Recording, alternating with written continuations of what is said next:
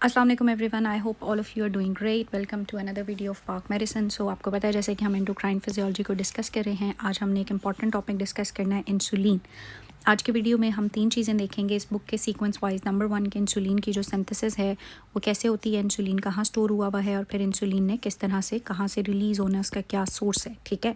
Number 2 हम insulin के functions को डिस्कस करेंगे। अगर बॉडी में इंसुलिन रिलीज़ होता है तो उसके क्या इंपॉर्टेंट फंक्शन है, थोड़ा बहुत तो आपको आइडिया होगा ही कि वो ग्लूकोज को यूटिलाइज़ करता है, और अगर इंसुलिन की डेफिशिएंसी है या इंसुलिन काम नहीं कर रहा तो आपके ब्लड में ग्लूकोज बहुत ज़्यादा होता है and that condition is known as diabetes mellitus. Again depends, अगर तो इंसुलिन है लेकिन काम नहीं कर रहा या कम है तो वो टाइप 2 डायबिटीज़ है, और अगर इंसुलिन सिरे से है ही नहीं तो वो टाइप 1 डायबिटीज़ है, और ये हम डिटेल में पैथोलॉजी में डिस्कस करेंगे।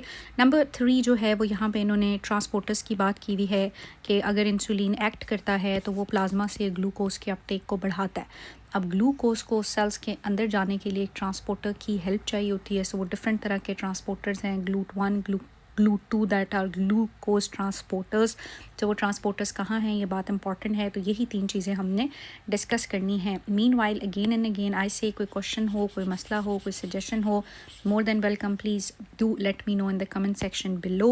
So let's start from here. So insulin हमारे पास कहाँ पे सिंथेसाइज होती है, जैसे कि जो यहाँ पे लिखा हुआ है वो बिल्कुल ठीक लिखा हुआ है, हम इसके ऊपर आते हैं अभी। लेकिन आप एक पिक्चर देख लें जो मैंने आप लोगों के लिए ऐड की हुई है, ताकि आपकी थोड़ी विजुअल रिप्रेजेंटेशन बन जाए कि इंसुलिन की सिंथेसिस कहाँ पे होती है।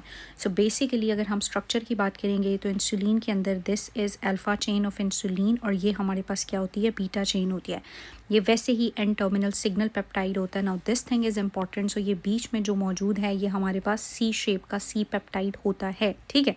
सो जो एंडोप्लाज्मिक रेटिकुलम है बीटा सेल्स का, ना what I mean by these beta cells, तो मैंने आप लोगों को ऑलरेडी एक्सप्लेन किया था कि हमारे पास क्या है। फॉर एग्जांपल अगर इस तरह से करते हैं, so for example this is oesophagus, this is stomach, this is the small intestine, ठीक है। लेट्स सपोज कि सेकंड पार्ट ऑफ ड्यूडेनम है, तो यहाँ पे एक स्ट्रक्चर पड़ा हुआ है जिसको हम क्या कहते हैं, पेनक्रियास कहते हैं। सो इस पेनक्रियास के 2 फंक्शन हैं, एक्सोक्राइन एंड एंडोक्राइन।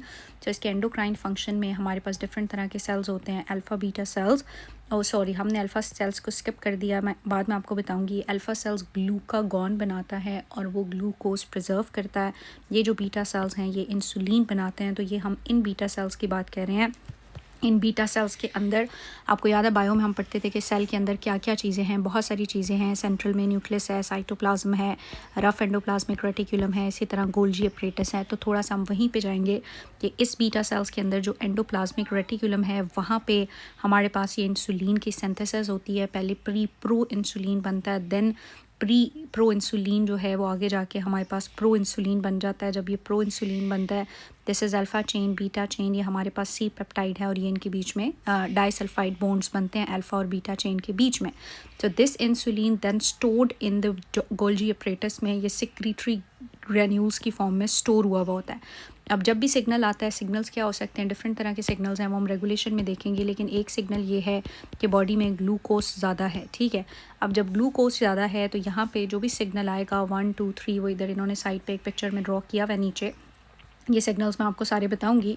लेकिन जब भी ये सीक्वेंस से गुजर के आपके पास इंसुलिन रिलीज़ होगा, सो जब भी इंसुलिन रिलीज़ होगा प्लाज्मा के अंदर, तो उसमें ये 3 चीज़ें हैं। तो एक तो आपका इंसुलिन रिलीज़ हो रहा है, अल्फ़ा बीटा चेन, और साथ में आपका C peptide.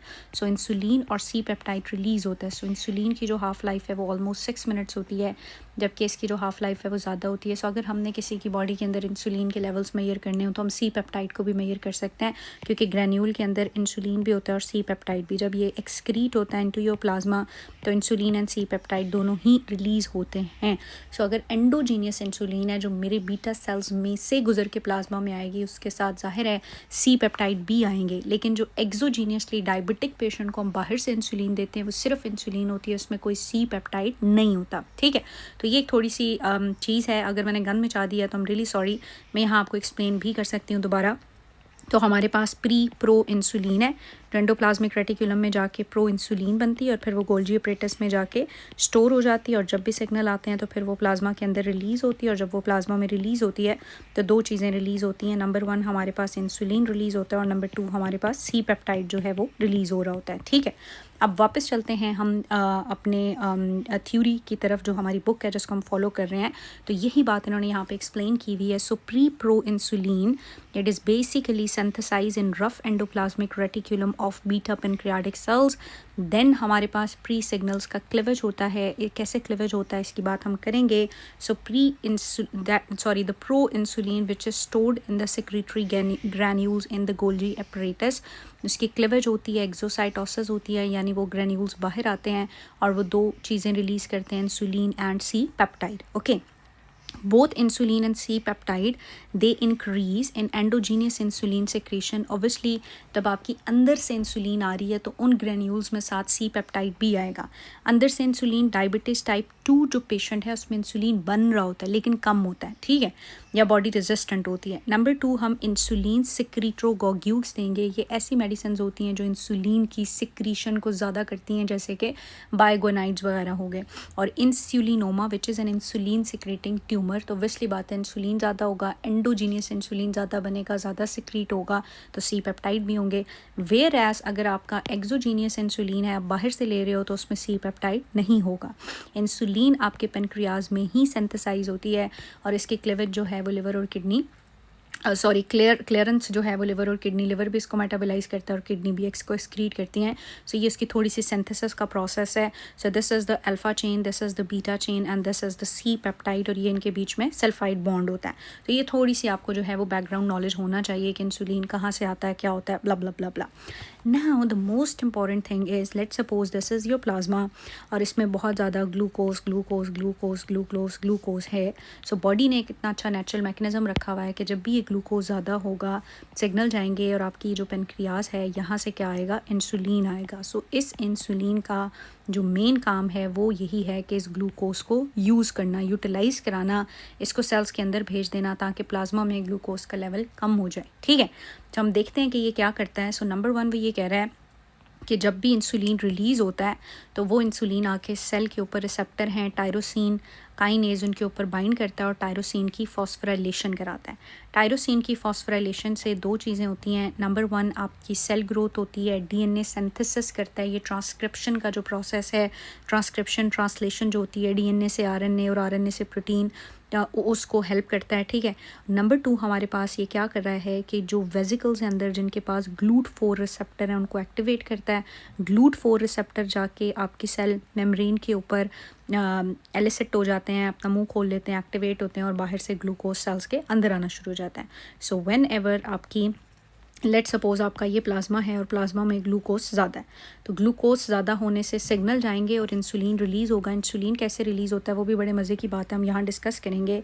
So let's suppose कि इंसुलिन रिलीज़ हो गया और ये जो सेल है यहाँ पे इंसुलिन आएगा और GLUT4 को एक्टिवेट करेगा और ये GLUT4 ग्लूकोज को अंदर लेना शुरू कर देंगे. सो ग्लूकोज का सेलुलर अपटेक बढ़ाता है कौन, इंसुलिन बढ़ाता है. So this is very interesting कि आपका इंसुलिन डिपेंडेंट ग्लूकोज अपटेक हो रहा है और जब ग्लूकोज अंदर आ रहा है तो वो ग्लाइकोजन बनेगा, लिपिड और प्रोटीन सिंथेसिस में हेल्प करेगा. इस डायग्राम को भी यहीं पे डिस्कस कर लेते हैं. This is very interesting as well. So वो कह रहा है कि जब भी प्लाज्मा में ग्लूकोज ज़्यादा होता है तो हमारे पास जो GLUT2 रिसेप्टर हैं ये पेनक्रियाटिक बीटा सेल्स हैं, ठीक है. सो ये पेनक्रियाटिक बीटा सेल्स के अंदर इंसुलिन स्टोर पड़ा हुआ है. अब इनको जब सिग्नल मिलेगा कि ग्लूकोज ज़्यादा है फिर ये इंसुलिन रिलीज़ करेंगे और जाके ग्लूकोज का सेलुलर अपटेक बढ़ाएंगे. सो जब भी प्लाज्मा में ग्लूकोज ज़्यादा है तो जो GLUT2 रिसेप्टर है ऑन पेनक्रियाटिक सेल्स ये एक्टिवेट होते हैं, यहाँ से ग्लूकोज अंदर जाता है और ग्लूकोज अंदर जाता है तो आपको पता है ग्लाइकोलिसिस सारा पाथवे चलता है. हम बायोकेमिस्ट्री में अभी इंडल्ज नहीं होंगे. ग्लाइकोलिसिस के पाथवे के बाद एटीपी जो है वो बहुत ज़्यादा बन रहा था. आपको याद होगा जो भी हम ग्लाइकोलिसिस देखते थे उसके एंड पे देन क्रॉप साइकिल और व्हाटएवर एटीपी की सिंथेसिस होती है.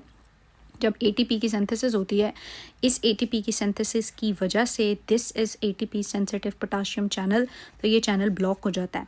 अब पोटाशियम अगर अंदर रिटेन होता है तो अंदर आपको पता है पोटाशियम के रिटेन होने से पॉजिटिविटी बढ़ेगी और पॉजिटिव बढ़ेगी तो डीपोलराइजेशन होगी. डीपोलराइजेशन होती है तो यहाँ से कैल्शियम चैनल ओपन हो जाते हैं और कैल्शियम अंदर आना शुरू होता है. सो डीपोलराइजेशन होगी, कैल्शियम चैनल ओपन होगा, कैल्शियम अंदर आएगा.